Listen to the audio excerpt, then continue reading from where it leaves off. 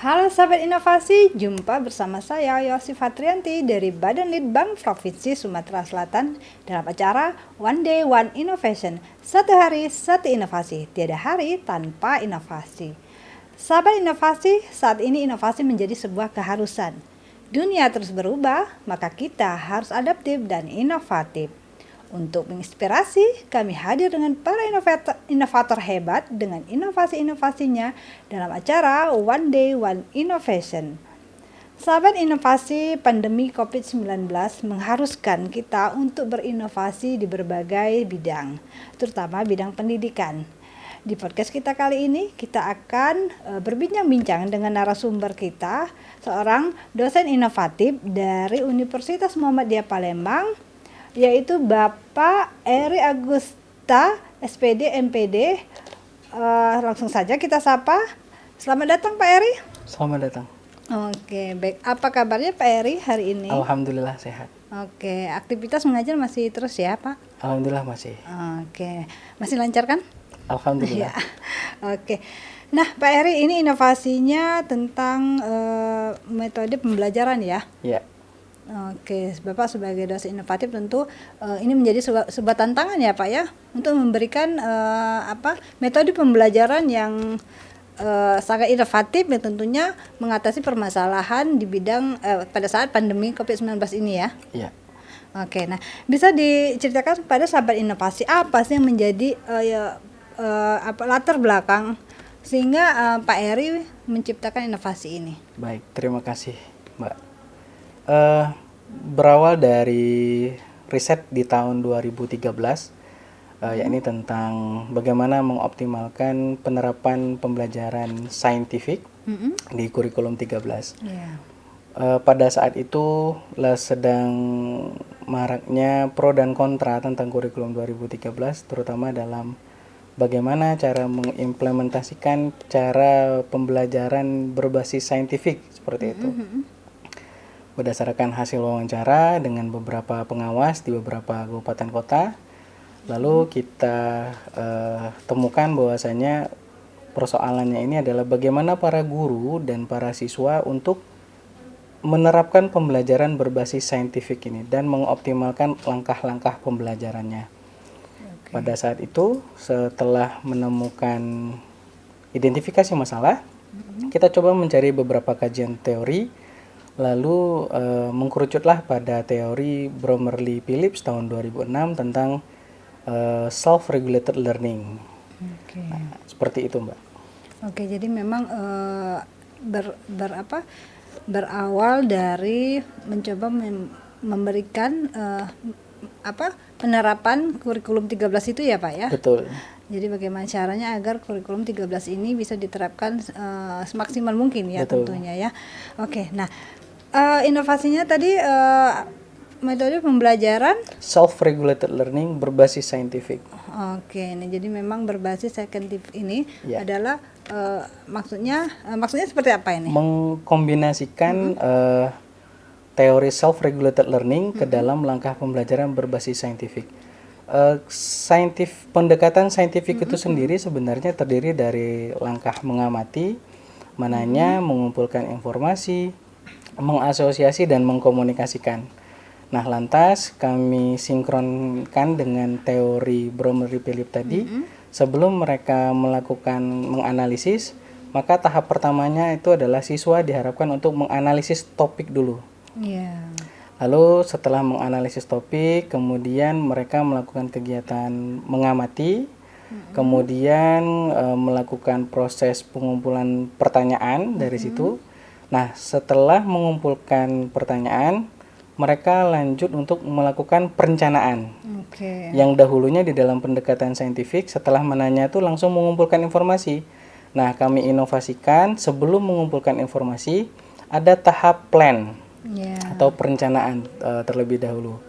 Nah, setelah tahap perencanaan muncul dan tersusun dengan baik, baru kemudian siswa melakukan kegiatan mengimplementasikan atau mencari informasi seperti itu. Okay. Setelah mereka mencari inovasi, mereka melakukan mengasosiasi atau berdiskusi dengan kelompok.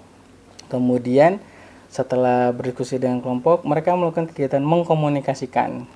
Nah, setelah mengkomunikasikan, inovasi yang kami munculkan dari teori self-regulated learning adalah mereka melakukan kegiatan evaluasi, mengevaluasi perencanaan yang sudah dilakukan dan memodifikasi.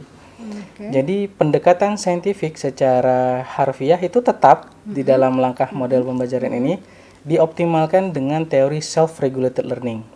Jadi pada awalnya saintifik ini hanya ada 5, maka di dalam model inovasi yang kami kembangkan itu ada 9 tahapan. 9 tahapan penerapan inovasi ya. Mungkin bisa dikatakan itu 9 cara kerjanya ya, Betul, Pak ya. 9 cara kerja yang dilakukan untuk agar siswa melakukan pembelajaran secara mandiri, namun tetap berbasis pada pendekatan saintifik yang digadang-gadang di dalam ruh kurikulum 2013 seperti itu, Bu. Oke, baik. Nah, ini sasarannya siswa kelas berapa, Pak? Oke. Sebenarnya sasaran pembelajaran di tahun 2015 itu adalah sasaran anak-anak SMA. Jadi core masalahnya ini kami melakukan identifikasi dan analisis kebutuhan di beberapa SMA seperti itu. Kemudian riset di 2018 juga terkait dengan pembelajaran biologi di SMA. Kemudian riset di tahun 2019 juga masih berbasis pada pembelajaran biologi juga di SMA. Jadi langkah model pembelajaran yang kami susun ini sasarannya secara bidang riset untuk saat ini lebih kepada pembelajaran biologi di SMA. Namun tidak menutup kemungkinan riset-riset selanjutnya akan kami kembangkan dan akan kami uji cobakan di berbagai mata pelajaran, tidak hanya dalam kelompok mata pelajaran IPA seperti itu, Bu. Oke.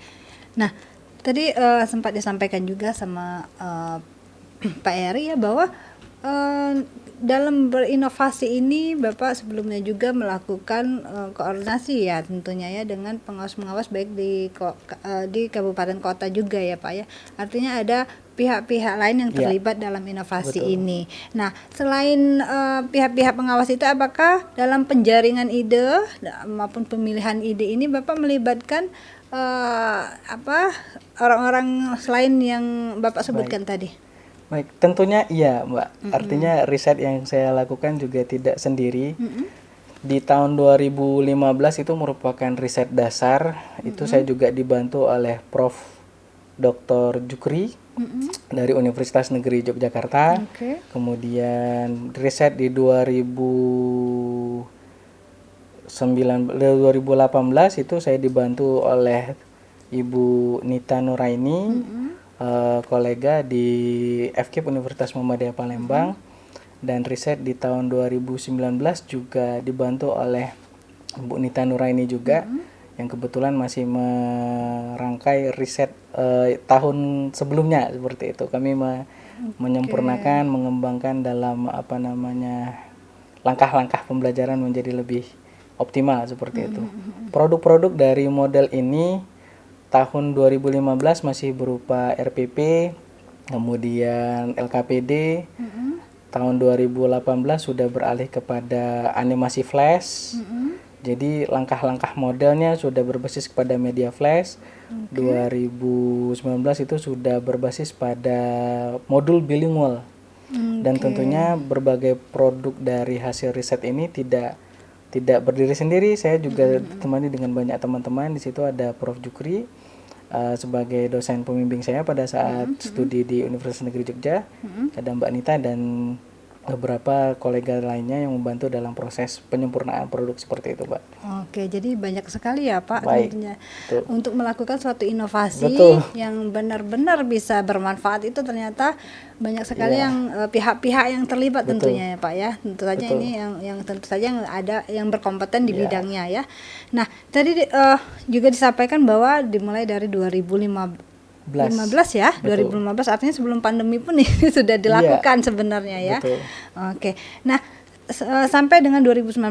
Betul, 2019 dan 2020. 2020 dilanjutkan ya. Nah, selama proses itu apakah ada kesulitan dan tantangannya? Baik. Tantangan tentunya kalau kami di dalam bidang riset kependidikan itu lebih kepada bagaimana mengkomunikasikan dengan berbagai pihak, terutama melibatkan kesediaan guru seperti itu. Dan tentunya tantangan tersebut tidak terlalu banyak berarti dan alhamdulillah komunikasinya berjalan dengan baik. Mudah-mudahan nanti ke depan kami mengharapkan efektivitas model ini tidak hanya berbasis pada kelompok IPA. Tentunya kami akan jalin komunikasi juga dengan berbagai komunitas di guru IPS yang kemudian dari langkah model atau langkah metode yang kami buat ini atau kami inovasikan ini bisa bermanfaat juga untuk mata pelajaran yang lain seperti itu, Mbak. Oke, jadi sampai sejauh ini masih untuk anak-anak kelompok IPA. Sejauh ini roadmap penelitian saya masih di pembelajaran biologi SMA seperti itu, Mbak. Ya. Mungkin untuk pengembangan kedepannya ya Pak Eri ya, mungkin ada mungkin juga bisa sampai nggak hanya di SMA ya. Betul. Justru juga kalau bisa ini kan kalau memang ini berhasil ya Pak, mungkin bisa diterapkan untuk anak-anak sampai ke SMP atau SD ya mungkin ya, bila memungkinkan ya. Betul. Nah, ini inovasi ini udah sempat diuji coba ya? Sudah. Riset 2015 itu sudah sampai uji coba skala luas di beberapa sekolah di Yogyakarta. Riset di 2015 itu juga sudah diuji cobakan secara terbatas di beberapa SMA Muhammadiyah. Riset di 2018 itu sudah diuji coba di 6 SMA unggulan. Beberapa di antaranya SMA 6 unggulan di Kota Palembang seperti itu. Nah, bagaimana respon yang menerapkan? Respon dari hasil pembelajaran alhamdulillah terjadi peningkatan. Motivasi juga terjadi peningkatan. Pada prinsipnya untuk peningkatan hasil pembelajaran ini memang terjadi peningkatan yang cukup signifikan.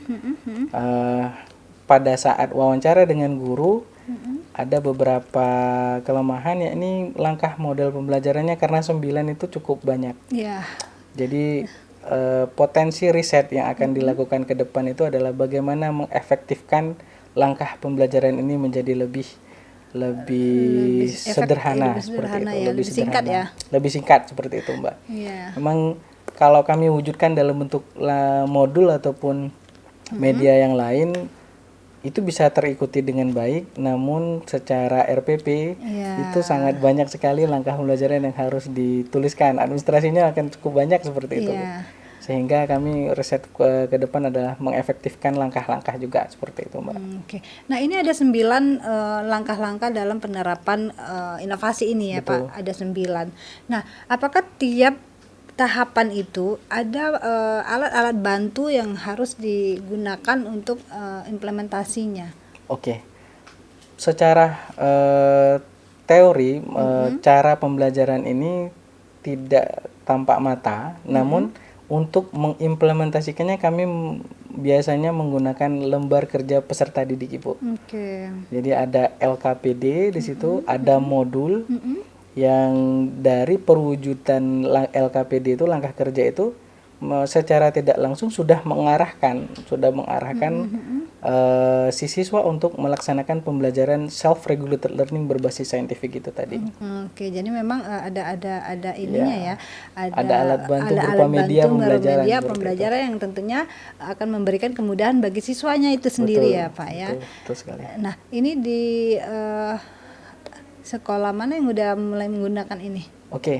Beberapa sekolah riset yang sudah dilaksanakan, SMA Negeri 3 Palembang, SMA Negeri 4 Palembang, kemudian SMA 10 Palembang, SMA Negeri 10 Palembang, kemudian SMA Muhammadiyah 1 Balayuda sudah pernah kami uji cobakan di situ. Kemudian beberapa sekolah lagi, saya lupa juga ini, Pak. Ya, artinya memang sudah direplikasi ya, Pak. Betul. Ya, memang untuk inovasi ini. Betul. Karena secara hasil juga sudah sangat signifikan ya, Pak. Betul. Ya, hasilnya ya. Nah, Pak Eri, sebenarnya banyak sekali yang ingin kami perbincangkan. Karena ini menarik metode pembelajaran yang tentu sangat membantu para sekolah tentunya.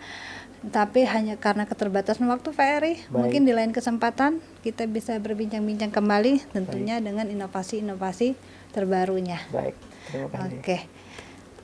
Baik, Pak Eri, sebelum saya menutup podcast kita kali ini, mungkin ada yang ingin disampaikan kepada sahabat inovasi yang tentunya akan menginspirasi mereka dan harapan ke depan tentang inovasi ini. Silakan. Baik.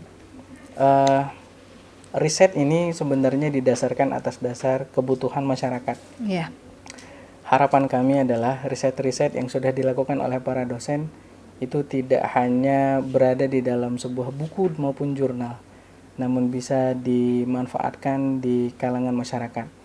Sudah banyak artikel, sudah banyak jurnal yang sudah terpublikasi, cuman mengkomunikasikan ke beberapa masyarakat ini masih memerlukan waktu, Mbak. Kita punya banyak profesor, kita banyak guru besar, namun untuk mengimplementasikannya ke dalam wujud ke masyarakat ini masih membutuhkan waktu. Harapan kami ke depan melalui adanya kegiatan podcast ini merupakan salah satu harapan bahwasanya mengkomunikasikan hasil riset kepada masyarakat itu adalah penting. Percuma kita memiliki banyak riset namun mengkomunikasikan ke masyarakat tidak terjalankan dengan baik. Seperti itu, Mbak. Baik, Pak Eri, terima kasih ya. Baik. Nah, sahabat inovasi, demikianlah perbincangan kita dengan narasumber kita yang tentunya sangat inovatif dan menginspirasi kita semua untuk terus berinovasi. Berinovasi itu akan sangat bermanfaat memang jika kita melakukan riset itu sesuai dengan kebutuhan masyarakat. Nah, sahabat inovasi tetap terus bersemangat untuk berinovasi, tentu saja dengan jurus 4S kita. Setiap orang adalah inovator, setiap masalah peluang inovasi, setiap solusi harus sinergi, setiap inovasi harus konkret hasilnya. Salam inovasi.